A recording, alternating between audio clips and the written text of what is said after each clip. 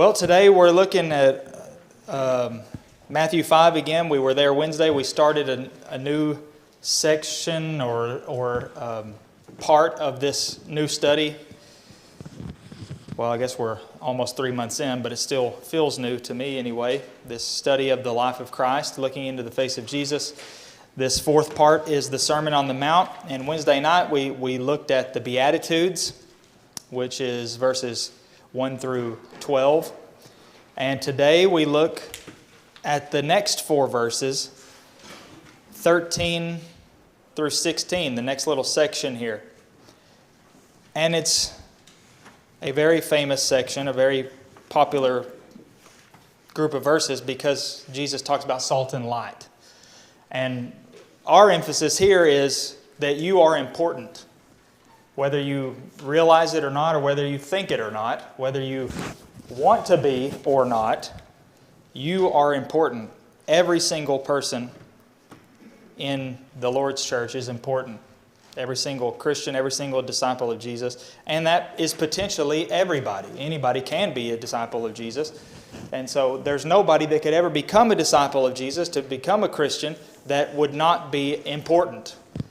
And that's what Jesus is going to be emphasizing and looking at here. Self-esteem is it does make a difference in life. And while it could be overestimated, I guess, the importance of it to an extent, it is something to consider and pay attention to, because it will affect the way we behave, the way we act, and the way how effective we are in what we do. We can see the impact of low self-esteem in young people. You can see it in college students. You can see it in older people. Everywhere. Changes our performance in a negative way. Now, what does that have to do with the Sermon on the Mount? Well, let's read Matthew 5, verses 13 through 16. Somebody want to read that for us? You are the salt of the earth, but if the salt has become tasteless, how will it remain salty again? It is good for nothing anymore except to be thrown down and trampled underfoot by men. You are the light of the world. A city set on a hill cannot be hidden, nor do they light a lamp and put it under a peck measure, but on a lampstand, and it gives light to all who are in the house. Let your light shine before men in such a way that they may see your good works and glorify your Father who is in heaven. What does that mean to you, to anybody here? What do these words mean? What do you think? No wrong answer.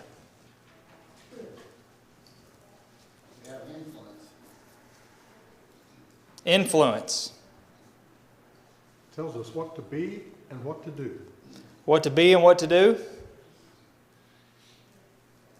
Salt definitely has influence on the things it touches, doesn't it? Several different things, and different effects can come from it. Light is the same. Light it changes the things around it in one way or another. It doesn't literally change it, but it does.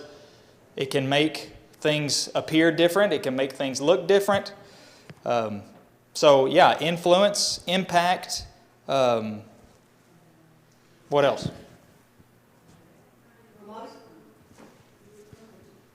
Light is such a wonderful thing that lifts your spirits and can help lessen depression, where darkness can cause depression, and it's just light is a wonderful thing from God. Yeah, it is. Open the curtains. Open the curtains. You know, it's been proven that there are certain places on the earth that don't get as much sunlight as others, like up in Alaska, some places in Canada, and the farther north you go, or I guess south too, I mean, technically, but mainly up in the north where people actually live, far, far north. The sun, there are extended periods of time that barely see any sunlight, or sometimes none. And the depression rate relatively speaking to other parts of the world, is, massive. And the suicide rate also. All because, it seems anyway, because of the lack of daylight and sunlight during those extended periods of time. It does make a difference in people's lives, even if we don't realize it. Light. It gives you vitamin D, and vitamin D, if you don't have enough vitamin D, you're not going to feel right. You just don't have energy. Yeah. They found that out in the last few years, about low vitamin D. Yeah. Things that, like you said, until relatively recently, we didn't even have any idea about. And yet, even things as complicated and complex as that are affected by sunlight. During the pandemic, a lot more people had depression and had a lot of things happen that would normally happen if they could get out of their house and be in the light. Yeah. Absolutely. And that's not even to mention the obvious things about light. Anybody who's ever tried to walk in the dark knows how special light is. Your toes especially know how important light is and how helpful it is. Or your head, I guess, your face. Yeah, Wayne? Every job I have had was in some way intimidating. But every job I've had, whether it's working on a farm or working in the bank, someone showed me how to do it. And then you have to be confident yourself you can do it and overcome it. Because most people do. You either succeed or fail in life, and it's your attitude that determines which way you're going. And the whole purpose of this series, Studying Life in Christ, is to help each one of us to see that we have a responsibility, a privilege, to be the salt and to be the light. And if we're going to be that, it's incumbent on each one of us to try to do that. Yes. If we're going to be judged by how much we did or didn't do, I don't know. If we were, maybe I'm not smart enough to know. But anyway, if we don't do anything and just think, well, I should do this or I could do that, or it's just too hard because people don't want to hear it and on and on and on. It doesn't matter if they want to hear it or not. It's like with your child, they don't want to hear a lot of things, but it's better for them to hear it and learn it and do it than not hear it at all because you don't want to offend them or upset. Yeah. Yeah. Well, let's tie this in with the Beatitudes. How does this tie in? We've separated these lessons by, 4 days or whatever. We studied the Beatitudes Wednesday, and now it's all the way Sunday already. But this is all one. Jesus said all this together. So how does this go together? Well, at the beginning of this sermon, he started by telling them the type of character that they would need to have if they wanted to be his disciple. Things like being poor in spirit and being mournful, and we talked about how that would mostly apply to sin and spiritual things. Meek and hungering and thirsting for righteousness, and merciful, pure in heart, peacemakers. Now he's getting into telling them more about if you are these things, or when you are these things, here's what you will be like. You'll be like the salt of the earth. You'll be like the light of the world. Well, that sort of leads us to ask a question about these two things, salt and light. What is it about these things that makes us, or that can make anybody be those things? So what is salt? What's it do? What is the purpose of it? How is it used, especially in those days? And some of those carry over into our day. What is salt? It preserves. That's one. You can eat a lot of food, and sometimes it has salt, sometimes it does not. And if it has no salt but it needs salt, it's just kind of blah, and it doesn't give you the taste that you should have had. Mm-hmm. But if you add the salt, then it makes a Yeah.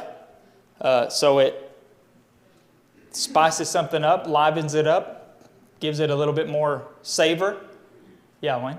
The book said that if it lost its saltiness, that it was cast on the pathway to destroy vegetation. So while it can preserve meat, and it can be used for useful things, it can be destructive by design. Yeah. It's how you use it. Mm-hmm. So I think that, if nothing else, that would show that it's powerful. Whatever it does, it's effective and powerful. There's also, in your body, if your sodium level, which is salt, if your sodium level is too low or too high, it can affect your, how your heart works. So it's crucial to function, even. And that's a purpose of, salt, technically salt, that we wouldn't even really think about or wouldn't even know about. And so, yeah, it is important. It's necessary. It seasons food. I think that's probably the number one thing that we today would think of salt as doing, because that's what we normally use it for. That's why we put it with the pepper. You can't separate salt from pepper. They always go together. And we put them on our food. Some of us put it more than others, especially in the South. I think food is saltier there because we put more salt on our stuff. Same thing with our sugar and our tea, which is not necessarily a good thing, but it is what it is. So salt purifies, it preserves, it seasons. It was used in some Jewish sacrifices, Leviticus 2:13. The preservative aspect would have been an important one back in those days. So that and the taste of the salt seem to be Jesus' two main, what he's emphasizing with salt. So what does it mean then for people to be the salt of the earth? Well, I think that this life is very difficult, and as a Christian is sometimes, like in my own personal life, there's things that have me totally down, that I keep my eye on the eternal prize. So in this life, if we help others learn that and work for that, that's what we can earn. And you're doing something wrong too. Okay, yeah, so lifting people up. Anybody who's ever eaten something that totally lacked any salt content at all is thankful to find salt. I am, because I wouldn't be able to eat the food otherwise. Or I wouldn't enjoy the food. I could eat it, but I wouldn't enjoy it. And so think about the way that we think of salt, and that is what we are to the world. So the world can be a very difficult place, like was just said.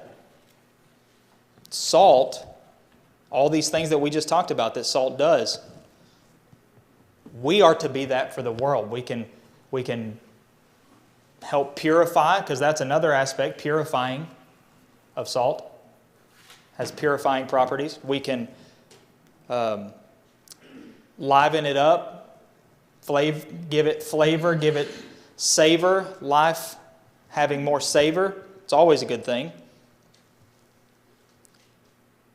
But what about the preserving aspect? That's almost a much deeper idea here, because it reminds me of whenever God was going to destroy Sodom and Gomorrah, and Abraham said, what if there are some righteous people there? And God said, what did they start with, 50? I think they started with 50 or something like that, and said, if there's 50 righteous persons there, I won't destroy it. The whole city, the whole pair of cities, however they were connected. And then he just keeps going down and down, what about 20? And what about, 10 or 5? And every time God said, if there are 5 righteous persons there, I won't destroy the whole cities. I think that's significant with this concept of salt being a preservative. If we are these people that Jesus says we are to be, we are like that even, preserving the world. Like I said, it's kind of deep to think about that, and maybe a little scary even. But salt is, if nothing else, important. Very important. Same thing with light, okay? So, light, all the things that we associate with light, we are to be the light of the world. Salt of the earth, light of the world. So, Jesus points out, a city that's on a hill can't be hidden because of lights. And if that was true then, how much more now? They didn't even have electricity back then. You ever seen a picture of a globe at nighttime? You can see, like, I said a globe, the world, the earth. You can see where it's dark, and you can see where all the cities are because there's lights. I mean, it just looks like almost in some of the areas it's just one big light because it's all so much light condensed up together.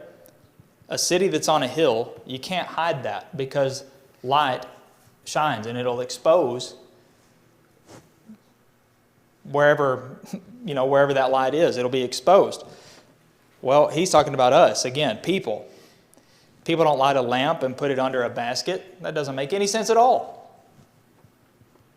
Wouldn't be very safe either, but that's beside the point. It wouldn't make sense to do that. Why would you light the lamp if you're going to put it under a basket? Why not just not light the lamp, and then you don't have to worry about putting a basket on top? But they'll put it on a stand so that it gives light to the whole room. So light helps us to see. It guides us. Thank you for the person who invented the headlights for automobiles. Because if that hadn't been invented, we wouldn't be able to drive at night. Literally wouldn't be able to. And that goes for any other kind of lights as well. Without lights, portable lights, stationary lights, whatever they are, we would be greatly hindered in the dark. We would just have to not do much once the sun goes down. So, and that goes without mentioning all the things that have already been mentioned, about sunlight and how important that is to life in general. So, why are we the light? If light guides, we're the light of the world. Because all the people that are like those, their lights dim and they have no direction to go, no answers for anything. Some of them do all things to themselves.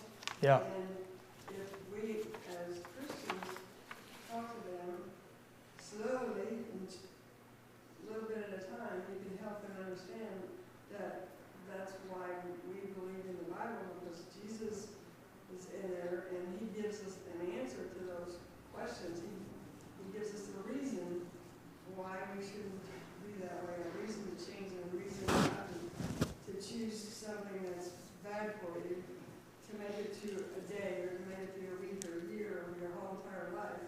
If you have somebody, if we explain to people and show them in the Bible why they should not be that way, and why this can happen, what this can do for you, and if you're by yourself or whatever, and you have no direction, or you're afraid, or whatever all it is, this will be the answer for you. It's like a crutch, not a crutch, but it's a way of life. Yeah, so people don't know where they're going. They don't know, but They don't know how to get out of the place that they're in. Yeah, so just like a light, a literal light, somebody that doesn't know where they're going or how to get where they would like to go or just can't see where they're going, and that's all of us in the world without God and His Word. Well, there are people in the world who have no clue where they're going, what direction they're going. They have no clue how to get to where they might want to be headed, where they would like to go.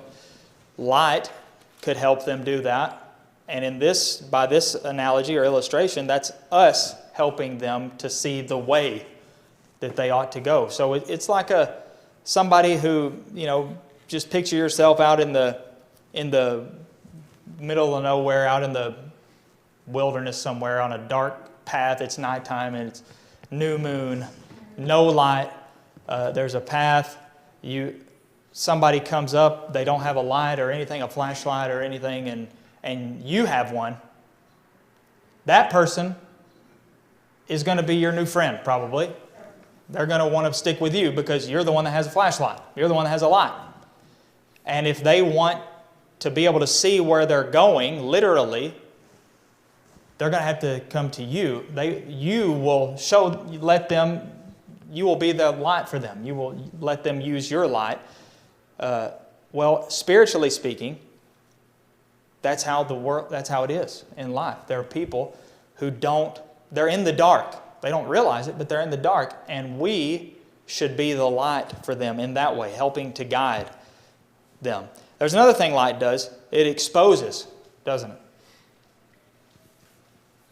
It exposes things. All sorts of things. Bugs know this somehow, and their little bug brains. I don't know how that works, but they know.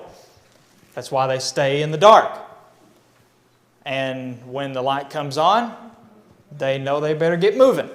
And sadly, unfortunately, most of them are really good at moving really quick as soon as the light does come on. Well, in that same way, spiritually, we should expose things in that way. Paul talked about in Ephesians 5:11, he said, take no part in the works of darkness, but expose them. And he said, when anything's exposed by the light, it becomes visible. Don't take part in the unfruitful works of darkness, but expose them. He's talking about sin. So you, Christians, are to expose sinful things, sins in general. Define what sin is.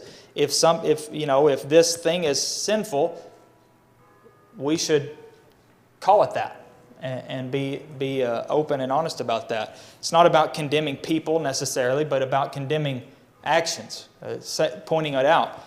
Not that there will be anything wrong with condemning a person that's doing those things, as far as that goes, but it wouldn't necessarily be the most effective way to go about it. There's always a best way to approach those things. But behaviors and actions and attitudes and whatnot that are sinful should be exposed as such by God's people. Because if they don't, who will? Psalm 119, 130 says, the opening of your words gives light. It gives understanding to the simple. John 12:48, Jesus said, the word that I have spoken will judge him on the last day. So it goes back to the Word of God. This is God's standard. We should be adhering to God's standard of right and wrong and operating by that and judging things by that standard. So is this sinful? Is this sinful? God's Word is what gives us the light, and then we should be that light out in the world by having His Word in our minds and in our hearts, which will show through our actions. But there are challenges to this. So we've seen the compliment. Jesus said, you are the salt of the earth and you are the light of the world.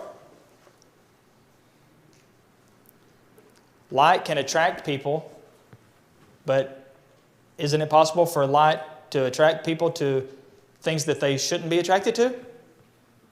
You ever seen a bug zapper work?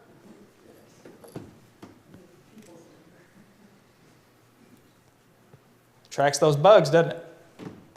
And then they wish they hadn't gone there. Like the lights of Vegas. Yeah, that's what right before I thought of bug zapper, that Vegas was what I was getting at, That's a bright light city right there. Lights everywhere. And it's not an accident. That's big lights, big city bright lights, and yet so much there that can ruin people's lives, spiritually and literally. So we should be lights in the world for good things. good and right. So, Jesus says if salt has lost its taste, how will its saltiness be restored? Well, we probably know now, even more than they did back then, it doesn't. It can't be. It's not going to be restored. So that particular salt, according to Jesus, he says, it is no longer good for anything except to be thrown out and trampled under people's feet. So while we talked about salt and how it has all these purposes and uses, and I mean, there are hundreds or even thousands, some have claimed, uses for salt. But once it's lost that saltiness, that quality, what uses does it have? Zero. Literally zero.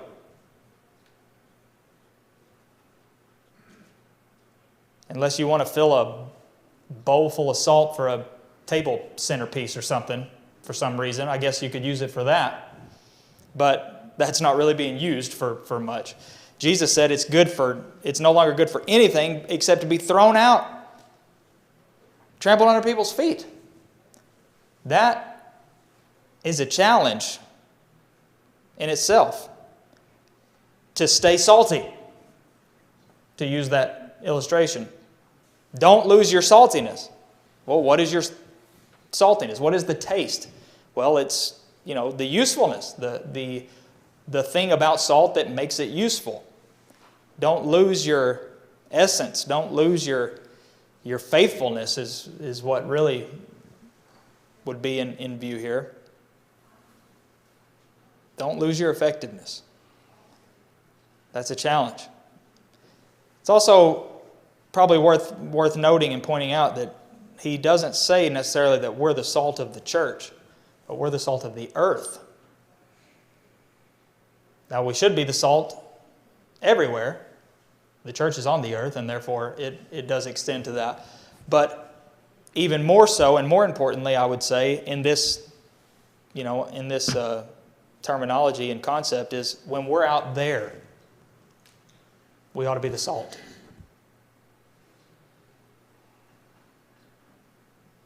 Same thing with light. And by the way, does it offend you that Jesus says that if you lose your saltiness, you're good for nothing? Well, I hope it offends you, because it should. But it's our choice. Jesus is just stating a fact. You might be good for nothing. I could be good for nothing, but I don't want to be. So I need to do what I can to not be good for nothing, but to actually be useful to Him. If I'm good for nothing, I can't be mad at the person who says I'm good for nothing. I need to be mad at myself for being good for nothing. Yeah, Wayne? I like the comment that he made. Those who do not realize their potential and take hold of their opportunity to be salt of the earth are useless. That realizing of potential, that's when whether we're studying at home or we come together as His body to study the Word, that Word helps to reveal our potential. We're responsible for whatever degree of understanding we have of His Word. The opportunities He places before everybody every day. It's just that we don't see them necessarily. Maybe we're not looking for them, and we're definitely not taking advantage as a body of people world over.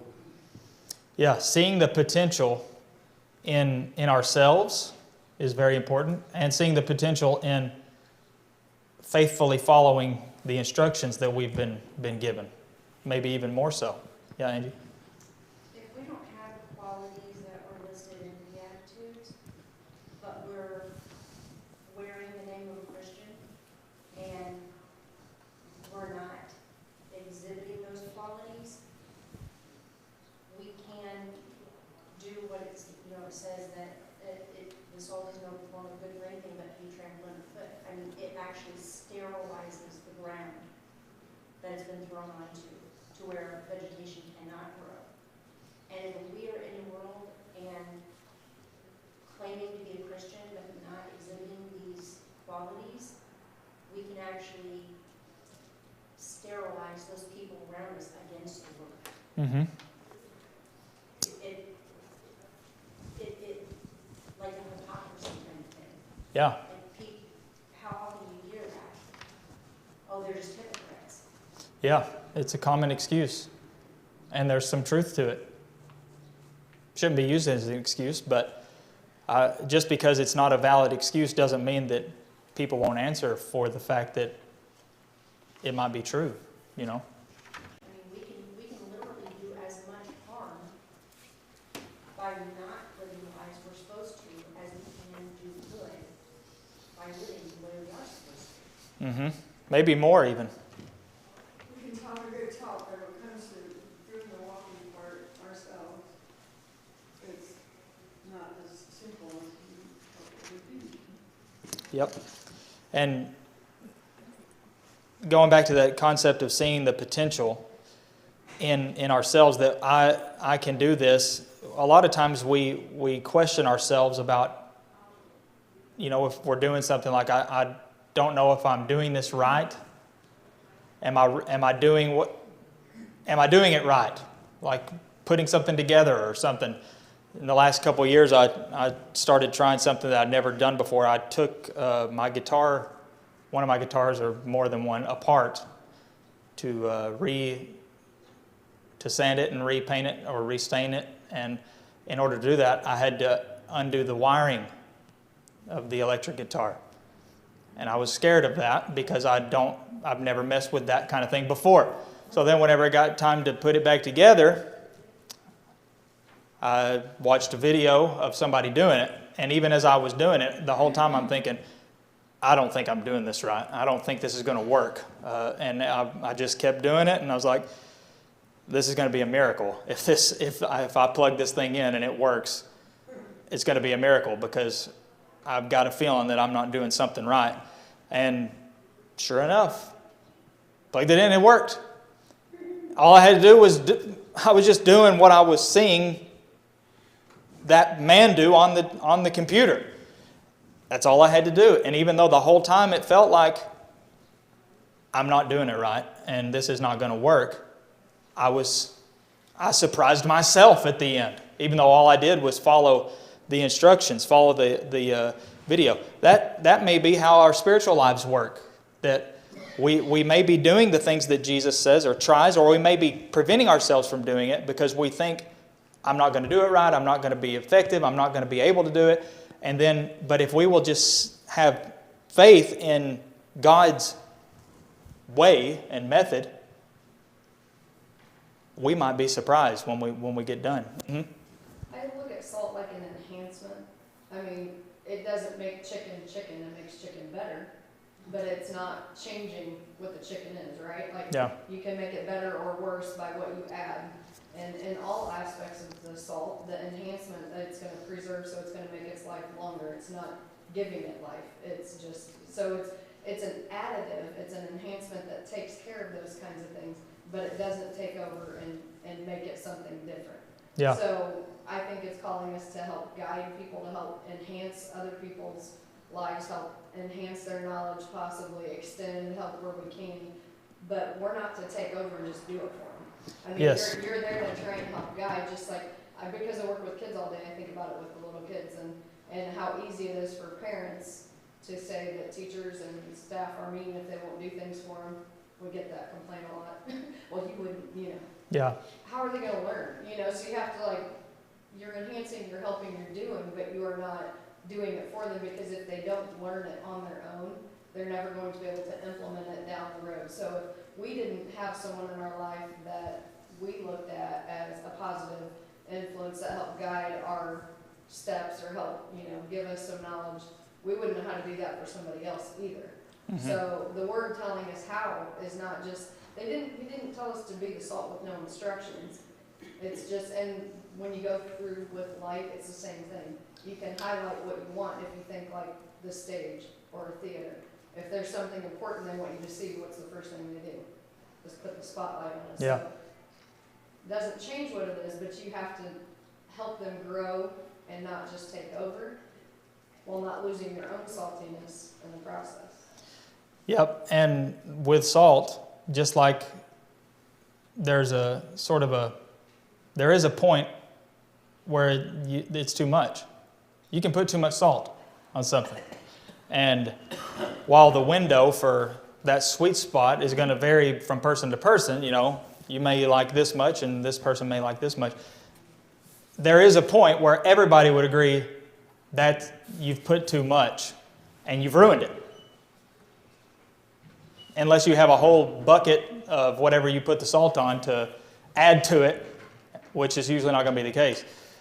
Well, it is possible for us to be not in the world too much of this saltiness, but with a particular person. What I'm saying is it's good sometimes to back off. Go too hard, you can spoil it, you can ruin it, and you can do harm. You can ruin that. But if you back off, give it time, give space, give time. You don't have to give up on that person forever, but just ease off. We say there are other fish in the sea. That applies to evangelism too. So it is possible to have too much salt. And that's true of light as well. You can have too much light. Blind somebody. You don't want to blind them. Imagine, light is to help you see, but then you've blinded them. Well, now they can't even see as good as they could before. You've blinded them. Too much light. So maybe ease in. You ever been in the pitch dark and somebody flips on the light? Hurts, doesn't it, for a second? I was like, watch your eyes.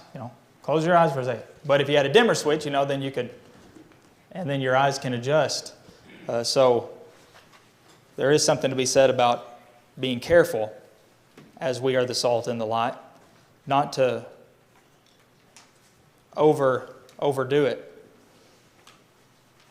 But we can't overestimate the responsibility here. Jesus, it's perfectly appropriate to talk about how we need to be the salt and be the light, but strictly speaking, Jesus did not say to be it. He said you are it.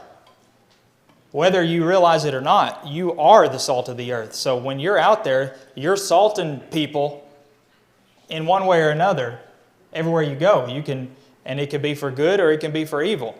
But he is mainly talking about how it ought to be for good. We need to acknowledge that we are the salt and the light. We do make a difference in the world, even when it doesn't feel like it. And by the way, the devil loves it when Christians feel like they don't make a difference, because then they don't make a difference. For good anyway.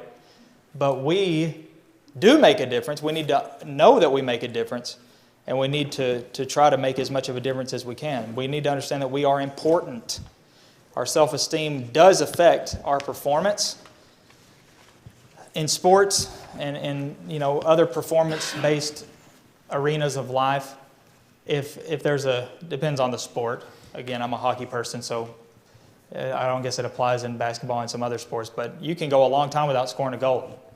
You can go 10, 20 games, and every game that you go without scoring a goal, it becomes harder to score a goal because the confidence is not there. It's like, what am I doing wrong? Will it ever happen again? Well, self-esteem and confidence affects our performance in every aspect of life, including in spiritual life. So we need to understand that we are important. You are important. It's not just the certain people, but everybody is important.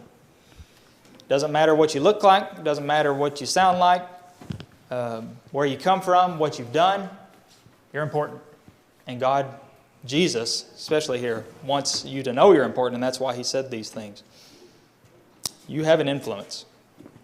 But no one can tell you that enough times to make you believe it, because it's called self-esteem for a reason. I mean, I can tell you that I think you bake the best apple pie I've ever tasted, and tell you that every day for a year, and you're thinking, I got it out of the freezer. You know what I mean? Like, I didn't do that. You're never going to believe it if you can't convince yourself. So the important aspects of studying the Word, being in the Word, and being the best person you can be, people will not, I'm gonna believe it of myself if I feel I have done it. It's like self-discipline. Discipline is somebody making you do it. Self-discipline is doing it yourself, so no one else has to. Mm-hmm. I can't make you feel important. God's Word is gonna have to be in you to make you feel that you've made any difference in anybody's life. And, you know, back to the same kid analogy, if you do it over and over for them, they've never had any confidence that they'll ever figure it out on their own. And to see them line up when they can do something on their own. You work with one person for a little while and have even a little bit of success, making them feel better, coming back to where they need to be, and you're gonna be in a totally different place. Yep. So it takes effort sometimes to believe in ourselves and to accept self-realities. It takes effort always, really. But having the confidence, and it's not even just having confidence in ourselves, it's having confidence in God and faith in God that if we do what He said, even if we don't see results, it's still, there is one, just not on earth. Even if we try, it's a literal win-win situation. If I try to reach somebody with the truth of the gospel and I, quote unquote, fail, I didn't fail. Because God didn't tell us to convert people. He told us to teach people. He didn't tell us to convince people. We can get better at our powers at convincing people and our skills of persuasion. But at the end of the day, God's expectation for us is not to convince them or persuade them. It's to teach them, to tell them. We can't make them accept it. Information that they don't know or they've never known. Yeah. They can take it in and figure out what to do with it. Yeah, it's just like all these things that we have invented, for ourselves that do so much of our work for us, like GPS. The role of a GPS, a navigation system, is to tell me the fastest or the shortest route to go to get to this place that I've marked. If I don't go that way and I get myself lost, I can't blame that thing. It did its job, didn't it? It told me the way that I should have gone or the way to go, and if I didn't go that way, it still did what it was supposed to do. So when we tell people, when we teach people, when we try to give people the information that they need to have, it's in the ball's in their court at that point. We've done our job. We need to make sure that we did our job as the best that we could and the most effective way we could. And that's a growing process. But we cannot judge our effectiveness by the earthly fruits of our labors, because in the end, we're laying up treasures in heaven. You can just tell them, like, this is what the Bible says, and this is what it means. You have to absorb it and do what you will with it, either accept it or not accept it.